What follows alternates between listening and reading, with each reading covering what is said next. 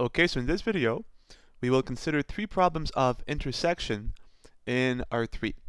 Let's begin with our first problem, number 1. Consider, say, 2 planes in R3. So we'll call the first plane pi 1, given by the equation 3x, negative 2y, plus 4z equals positive 7. And let's consider pi 2, our second plane, with equation 2x plus y minus z equals positive 5. As always, whenever you have a plane, it's good to write down explicitly its normal vector. So n1 is the normal vector of the first plane, given by the coordinates 3, negative 2, 4. And 2, the normal to the second plane, where the coordinates are 2, 1, negative 1.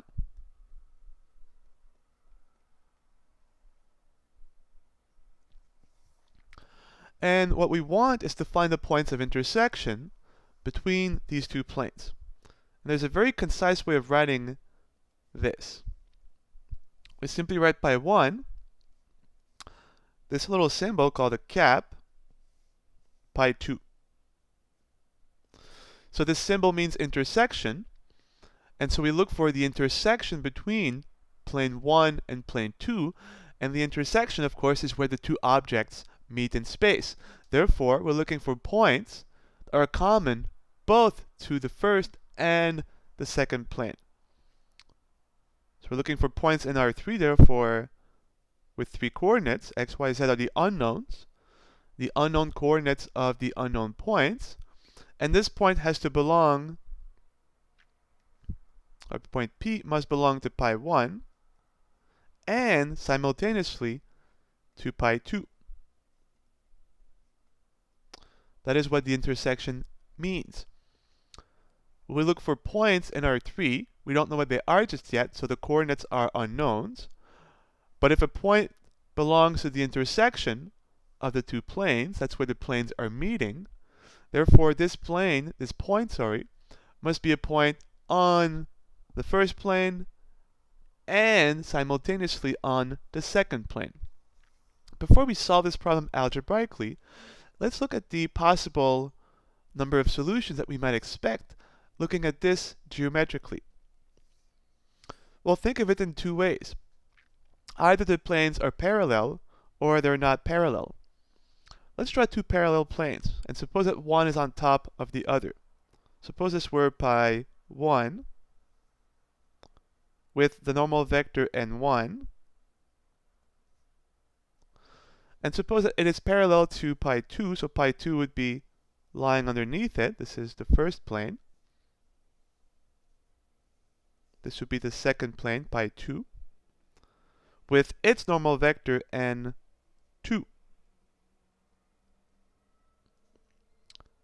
And of course, if the planes are parallel, there are only 2 possibilities, right? If the planes are parallel and distinct, they will never intersect, so here we'll get no solution. They could be parallel but the same plane, therefore every point on the plane is a point of the intersection, and we'd have an infinite number of solutions, and that's it. But if you notice, the only way 2 planes can be parallel is if the respective normals are also parallel. So let's see if that's our case with these 2 planes. Remember, the vectors are parallel if one is a multiple of the other. Well, look at here. Is n1 a multiple of n2? Well, what times 2 is 3? It's 3 over 2. But clearly this vector n1 is not 3 over 2 and 2, because 3 over 2 times 1 is 3/2, which is not negative 2. And 3 over 2 times negative 1 is negative 3/2, which is clearly not 4. So clearly here, the 2 normal vectors are not parallel. So our planes are not parallel. Well, let's look at now, if the planes are not parallel, what will their intersection look like? So suppose that I draw one plane like this. Suppose this is pi 1.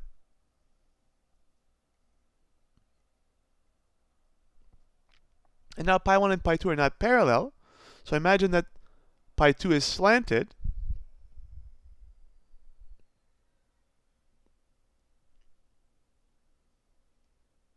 Like this. This is your second plane. And you can visualize the intersection. If you cut through this plane with this plane, what you will get will be a line, right? Imagine holding two pieces of paper at an angle from one another, where the two pieces of paper meet will actually form a line in space. And so whenever the two planes are not parallel, therefore whenever their normals are not parallel as vectors, the intersection will give you a line in R3. So this will be the line of intersection between pi 1 and pi 2. So we know that in this case, since our two normals are not parallel to each other, the planes are not parallel, and so their intersection will be a line in R3. So we expect to find the equation of a line in R3. Well, let's ask now, how do we algebraically find this line? Well, if you think of it, the points of intersection, the points lying on both pi 1 and pi 2, are points on the two planes. But how can we test whether or not a point is a point on the plane? Well, a point is a point on the plane, pi 1, if it is a solution of the equation of the plane. So the values of x, y, z must solve this equation, but the point is simultaneously on pi 2 as well. So the coordinates x, y, z must also solve this equation simultaneously. So both equations must be satisfied, and so x, y, z are the solutions to this linear system. So you see, before, when we first looked at linear systems of three variables x, y, z, if you only had two equations, what you were doing geometrically was intersecting two planes in the three-dimensional space. But now we're good to go. We've just said that the points on the intersection, lying on both planes, must solve simultaneously both equations. Let's solve the system, and we'll have the equation of the line. Let's rewrite the augmented matrix of the system.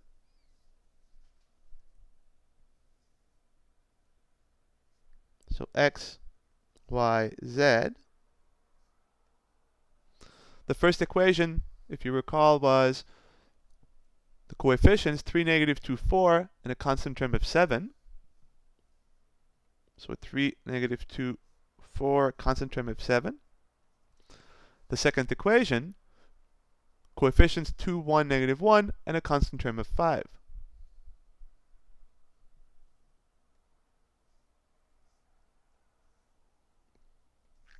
And now we're good to go. Let's reduce this system, and we'll find the equation of our line. Well, let's do row 1 minus row 2 to get our first leading one. And I will not write here the row operations. I leave that up to you. We're only changing the first row. We copy the second. So 3 minus 2, 1, our first leading one. Negative 2, negative 1, negative 3. 4 minus minus 1 is 5. 7 minus 5 is 2. Then we're going to kill this 2 with the leading 1 by doing row 2 minus 2, row 1.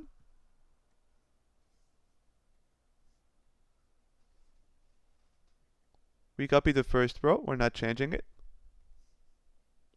And if you perform row 2 minus 2, row 1, you will get 0. 7 minus 11, 1. We want our second leading 1, multiply row 2 by 1 over 7. Recopy the first row as we're not changing it. Multiply row 2 by 1 over 7, and you get 0.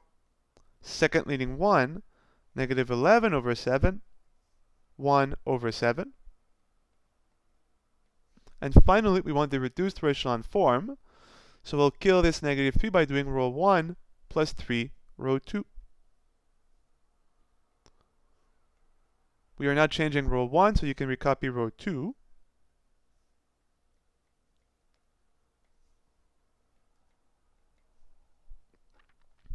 Perform row 1 plus 3, row 2, and you'll get 1, 0. 5 plus 3 times this will be 5 minus 33 over 7. But 5 is 35 over 7. 35 minus 33 is 2 over 7. Plus 3, so you'll get 2 plus 3 over 7, but 2 is 14. Plus 3 is 17 over 7.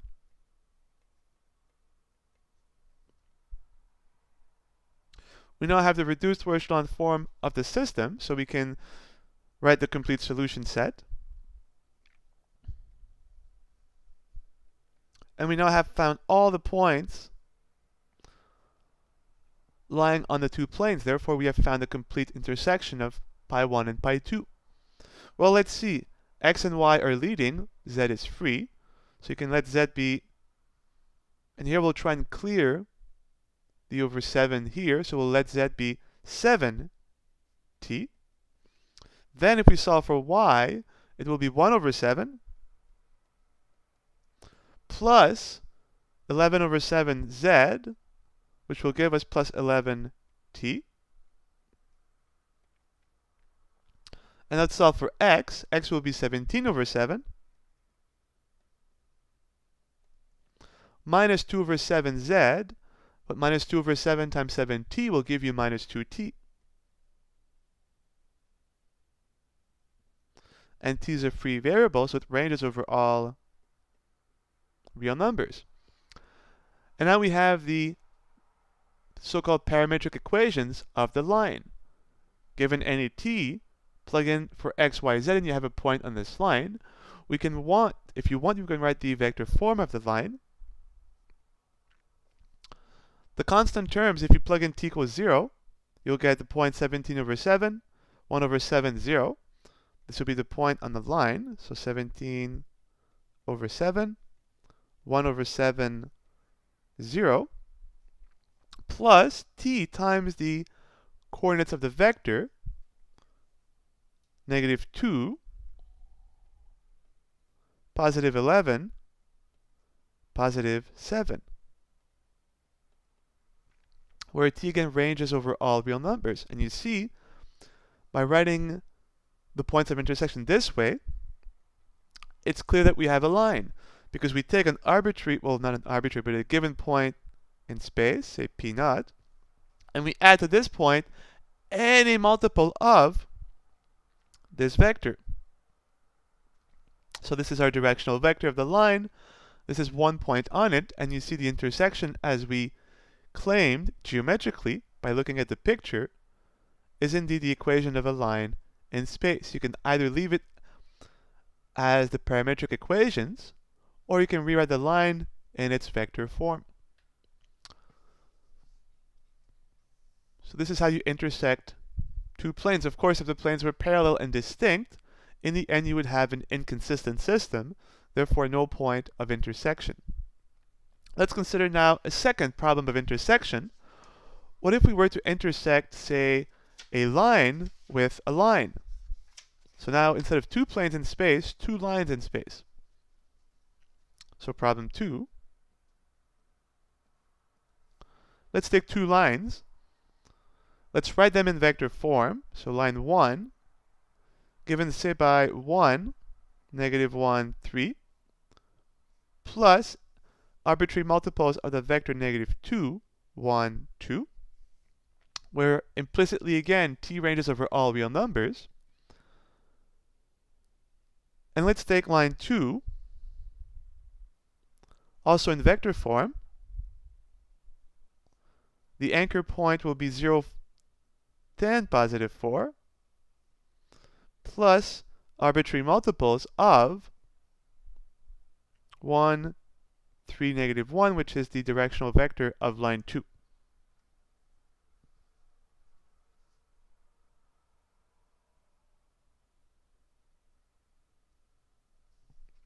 Okay, so again, you can think of it geometrically. This is actually simpler than two planes. If you have two lines in space, either they don't intersect and you get no solution. If they do intersect, they could be the same line, and therefore every point is a point of intersection, or they could be different lines, and if they do intersect, we get a single point. Well, clearly, if you look at the two lines, call this P1, the anchor point of line 1. Call this V1, the directional vector of line 1. Same thing here, this is P2, the anchor point of line 2. This is V2, the directional vector of line 2. And clearly these two lines are not the same, because look at their directional vectors. This is the vector 1, 3, negative 1. This is the vector negative 2, 1, 2. If the lines would be equal, they would have to have parallel directional vectors. Well, clearly V1 is not a multiple of V2, because if it were, well, negative 2 is negative 2 times 1, but negative 2 times 3 is negative 6, which is not 1. So clearly V1 cannot be a multiple of V2. So these two lines are not parallel. So either they will not intersect and we'll get no solution, or if they do, we'll get a unique point. Now the question is, how do we figure out algebraically how to intersect these two lines? It may not be obvious in the vector form, but it will be if we write the parametric equations of both lines. Now you have to be careful here. We're using t in both cases, but t here is a dummy variable. It ranges over all real numbers. Now even if the two lines do intersect, you may get the point of intersection using different values of the parameter for both lines. So we'll have to change the value of the parameter in at least one of these two lines, because if we don't, implicitly we'll assume that the two parameters will have to be equal to give the point of intersection, and as we'll see, this is not always the case. So we'll keep t for line 1, but we'll replace t by s for line 2. If you were to add p1 with tv1, you would find an x-coordinate of 1 minus 2t. You will find a y-coordinate of negative 1 plus t,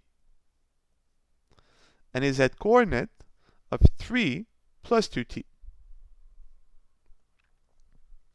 So any point on the line must have an x, y coordinate equaling to this for some value of t. Let's look at line 2 now, and its parametric equations. As we've said though, we'll change the dummy variable t here for s. So x would be 0 plus 1s, so just s.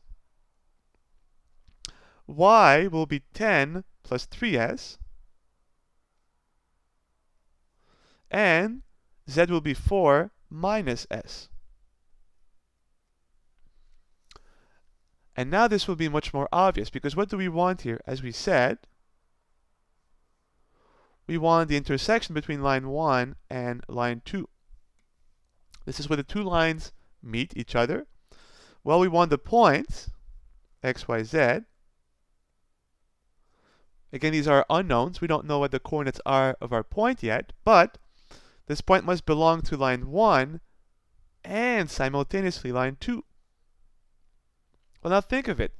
If this point is on line 1, there has to be a value of t that will give you x equals this, y equals this, and z equals this. So these equations must be true for some choice of t, but simultaneously, the point P also is a point on line 2, so there has to be an x value where the coordinates x, y, z are equal to these three functions of s. So these equations must be true, and the same goes for these three as well. Well, we can equate them. X must be equal to 1 minus 2t for some choice of t, and x must be equal to s for some choice of s. So 1 minus 2t must be equal to s. Similarly, y must be equal to negative 1 plus t for some choice of t, but y must also be equal to 10 plus 3s for some choice of s. And finally, z must be equal to 3 plus 2t for some choice of t, but z must also equal 4 minus s for some choice of s. Once again, we have a linear system and two variables, three equations. And if we solve this linear system, we'll have the values of s and t that will give us, as we've said before, our unique point of intersection? Well, every time you want to solve a linear system, you have to rewrite it as all the variables on one side, all the constants on the other side. So let's do this here. I'll send the t's onto this side, the constants on the other side, so this will become s plus 2t equals 1. This will become 3s minus t equals, well, negative 1, negative 10, negative 11.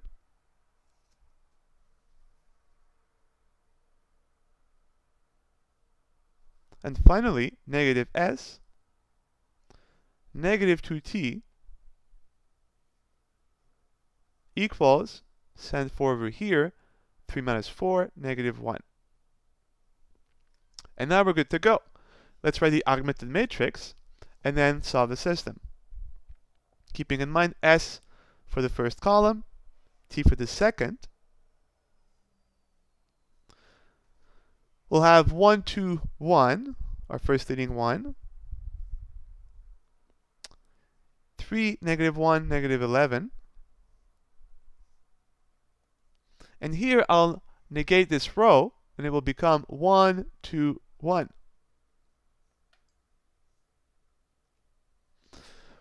Well, let's do row 2 minus 3, row 1, row 3 minus row 1.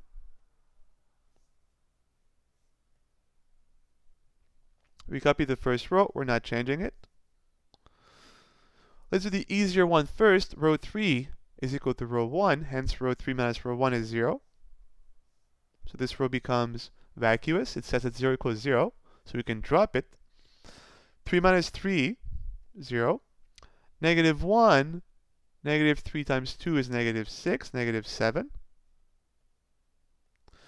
Negative 11, negative 3 is negative 14. Multiply row 2 by negative 1 over 7 to get a 1 and a 2 here. We will drop the third row. It's not giving us anything. It's saying that 0 equals 0, so we don't need it. And we'll have 0, 1, 2. We have our second leading 1. We can now kill the 2, doing row 1 minus 2, row 2.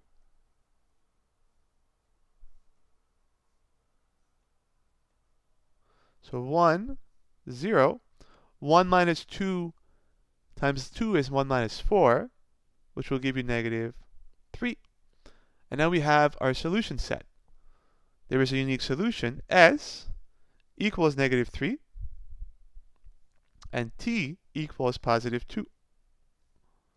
And let's see now, we have found the two unique parameter values to give us what we hope is the point of intersection.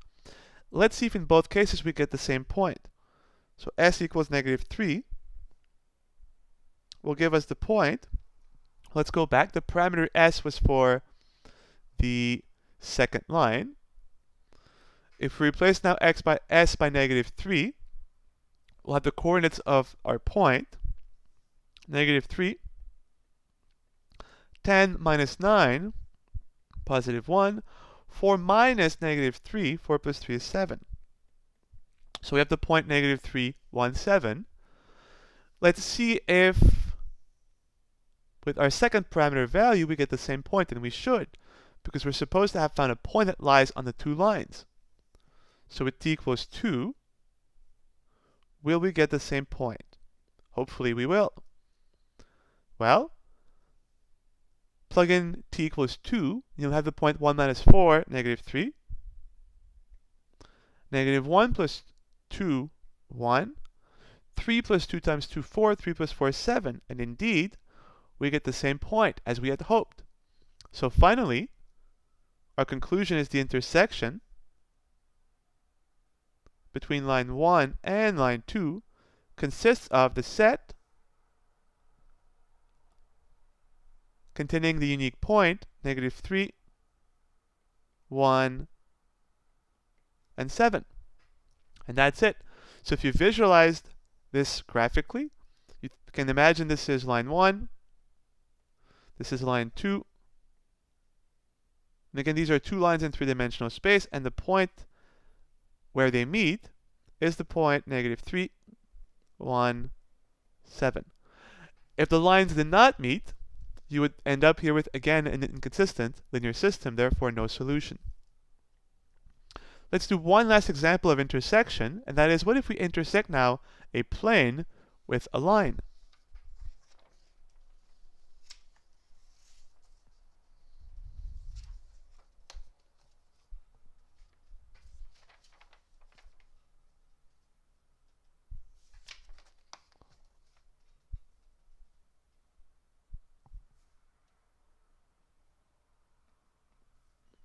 Let's take our plane,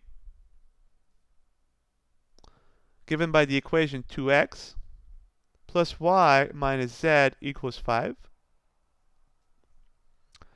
And let's take the line, and here I'll write the line already in parametric equations form. If it were in vector form, simply change it to this form, and this will make the solution really easy to see. So we'll say the line is given by x being 1 minus 2t for some t, y given by -1 plus t for some t, and z given by 3 plus 2t for some t. And again, t ranges over all possible real numbers. And we are going to ask for the intersection between pi and L. Well, algebraically, we're looking for points that lie on these two objects, on the plane and on the line. We don't know what the point or points are, so the coordinates are unknown, they're variables. But it has to belong to the plane pi and, let me write and, the line L as well. So now think of it algebraically. A point lies on the plane if its coordinates, x, y, z, are a solution of the equation of the plane. So x, y, and z must be solution to this equation, but the point must also be a point on the line, so there has to be a value of t where x equals 1 minus 2t, y equals -1 plus t, z equals 3 plus 2t. So all of these three equations must be satisfied for some value of t, but x, y, and z must also simultaneously be a solution to this equation. This equation is true, so are these three. So it's not too hard to see that what we can do is replace x by 1 minus 2t, y by -1 plus t, and z by 3 plus 2t, and we'll have one equation into one unknown, and then we can solve for t.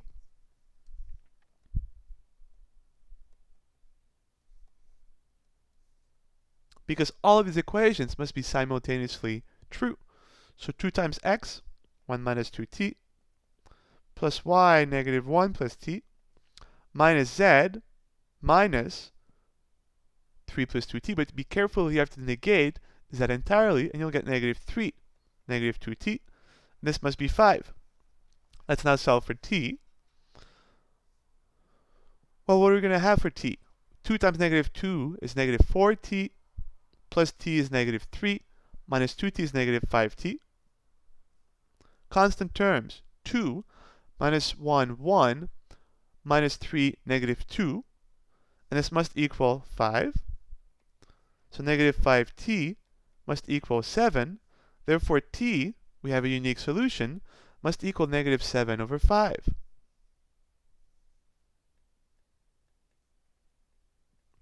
So there is a unique value of the parameter that will allow us to simultaneously satisfy the equation of the plane and the equations of the line. Therefore, we have a unique point of intersection. And we can easily find this point of intersection because we have the value of the parameter. Plug it back into the line, and you'll have the coordinates of the unique point of intersection between plane pi and line L.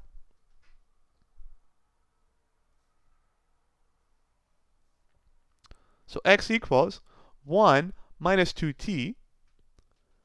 This will give you 1 plus 14 over 5, but 1 is 5 over 5. 5 plus 14 is 19, therefore 19 over 5. is the x value of our point. What about y? Negative 1 plus t. So negative 1, negative 7 over 5, but negative 1 is negative 5 over 5. Negative 5, negative 7, negative 12 over 5. And the z component of our point, 3 plus 2t. Well, 2 times this will give you negative 14 over 5, but 3 is 15 over 5. 15 minus 14 is just 1 over 5. And so we have our unique point of intersection. The point P is equal to 19 over 5, negative 12 over 5, and 1 over 5. So if you were to visualize our conclusion, we had the plane pi, and again you can draw an arbitrary plane. The line L and the plane pi meet in the unique point. Obviously they're not parallel. The line L will cut through the plane. You can imagine the line going through the plane, and the point where they meet is the point 19 over 5, negative 12 over 5, and 1 over 5. And that's it. So you see, every time that you want to intersect objects, whether it's two planes, two lines, or a line and a plane, all you end up with is a linear system. Once you solve for it, you find all points of intersection, whether there is none, a unique solution, or an infinite number of solutions.